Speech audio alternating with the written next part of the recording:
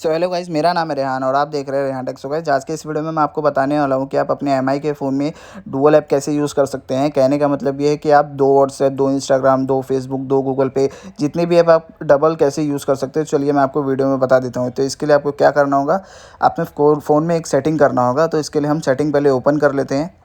देखिए, आपको setting open करना है। सेटिंग ओपन करने के बाद आपको नीचे स्क्रॉल डाउन करना है और यहाँ पर आपको एक ऑप्शन मिलेगा ऐप का। ऐप में आना है और यहाँ पर आपको नीचे 5th नंबर पे मिलेगा डुअल ऐप। इस पर आपको क्लिक करना है। यहाँ पर क्लिक करने के बाद आपको देखिए पहले ऊपर एक ऑप्शन मिलता है जिस पे रहता है कि रिकमेंडेड। अभी इसमें क्या है, ये तो ऑल पहले से ही डुअल ऐप हो सकता है। अभी नीचे आपको मिला हुआ है कि सपोर्टेड, डुअल ऐप सपोर्टेड। तो यहाँ से आप कोई भी ऐप ले सकते हैं। जैसे आपके फ़ोन में कोई भी ऐप डाउनलोड रहेगा जो आपको डुअल में यूज़ करना है, जैसे 2 व्हाट्सएप यूज़ करना है, तो आप यहाँ पर आके सिंपली उसे ऑन कर दीजिए।